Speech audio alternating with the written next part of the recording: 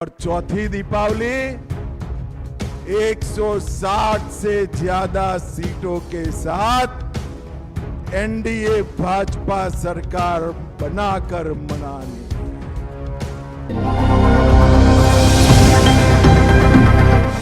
वो लाइन, वो बातें अमित शाह की आपने सुनी दोस्तों, जिसमें अमित शाह कह रहे हैं कि इतनी सीटों के साथ एनडीए भाजपा अपनी सरकार बनाएगा। विजय सिन्हा ने तो कहा ही था कि अटल जी का सपना है कि भाजपा का मुख्यमंत्री हो। अमित शाह अपना 25 मिनट का भाषण देते हैं। क्या इस 25 मिनट के भाषण में अमित शाह ये नहीं कह सकते थे कि एनडीए की सरकार बनेगी और हमारे आगे के मुख्यमंत्री नीतीश कुमार ही होंगे?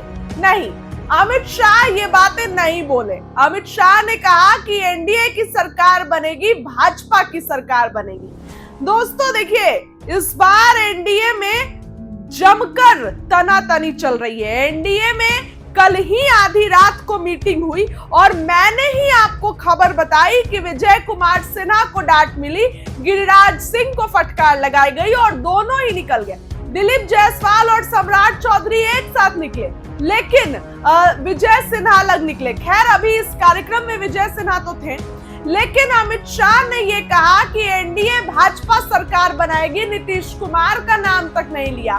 पूरी बातें सुनिए, क्या कुछ बीजेपी के चाणक्य अमित शाह कहते नजर आ रहे हैं। जब चुनाव के नगाड़े बजते हैं तब सभी राजनीतिक दल जनसभाएं करते हैं,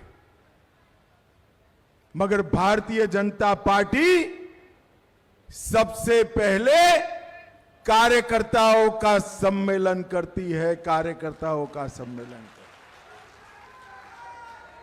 क्योंकि सभी दल नेताओं के आधार पर चुनाव जीतते हैं। केवल हमारी पार्टी ऐसी है जिसको चुनाव जिताने का दम नेताओं में नहीं, मेरे कार्यकर्ताओं में होता है। कार्यकर्ताओं में, इसलिए हृदय पूर्वक 4225 से ज्यादा उपस्थित सभी चयनित कार्यकर्ताओं को मैं प्रणाम और राम राम करना चाहता हूं। सबसे पहले शक्ति और संस्कृति से जुड़ी इस महान भूमि को मैं प्रणाम करता हूं। बाबा सुंदरनाथ धाम और मां पूरन देवी की भूमि को भी प्रणाम करता हूं। कर्पूरी ठाकुर, बाबू जगजीवन राम जी और जय प्रकाश नारायण जी को भी मनपूर्वक प्रणाम कर मेरी बात की शुरुआत करता हूं।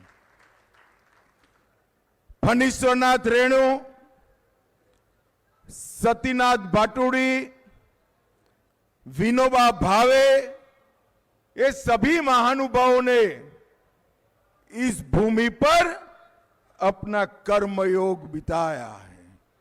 मैं उन सभी को प्रणाम कर मेरी बात की शुरुआत करता हूं। भागलपुर, कोसी और सीमांचल इस क्षेत्र के 4000 से ज्यादा चयनित कार्यकर्ता यहां पर है। सबसे पहले तो मैं आप सभी को बहुत साधुवाद देता हूं, क्योंकि 2020 के विधानसभा चुनाव में किशनगंज छोड़कर हर जिले में हमारा गठबंधन नंबर 1 पर रहा था। नंबर 1 पर नौछगिया, भागलपुर, बांका में हम नंबर 1 पर रहे। अररिया, पूर्णिया, कटिहार में भी नंबर 1 रहे। सुपौल, सहरसा, मधेपुरा में भी हम नंबर 1 पर रहे हैं। भाजपा वालों, एक कसर छूटी है किशनगंज की।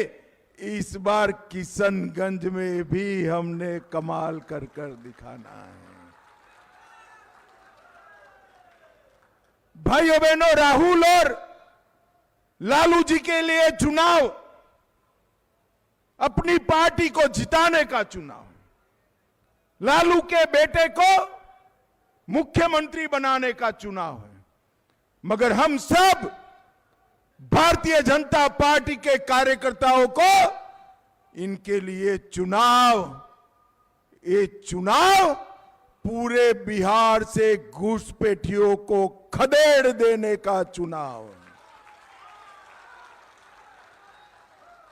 आप एक बार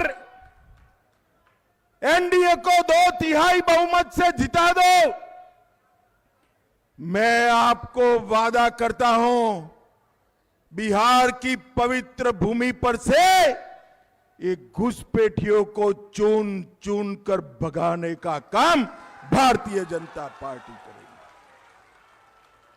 हमारे लिए चुनाव एक कोसी क्षेत्र को हमेशा के लिए बाढ़ से मुक्त करने का चुनाव है मित्रों, बाढ़ से मुक्त करने का चुनाव। और इस बार बिहार वालों, आपको 4 दीपावली मनानी है। मालूम है 4 दीपावली कैसे मनाएंगे? चलो मैं बताता हूं, ध्यान से सुनो। पहली दीपावली तो प्रभु श्री राम जब अयोध्या वापिस गए, उस दिन दीपावली के दिन मनानी है। दूसरी दीपावली कल ही मोदी जी ने हमारी जीविका दीदियों को 10-10 हजार रुपया उनके बैंक अकाउंट में डाला है, उसकी मनानी। तीसरी दीपावली मोदी जी ने जीएसटी में 395 से ज्यादा चीजों के दाम 15 से 20% कम कर दिए, जीएसटी में कमा करा। इसकी दीपावली हमें बनानी है। और चौथी दीपावली 160 से ज्यादा सीटों के साथ एनडीए भाजपा सरकार बनाकर मनानी है। मुझे बताओ कोसी सीमांचल वालों, हम सभी ये चारों दीपावली बड़े मन के साथ मनाएंगे ना? एक और काम करना है।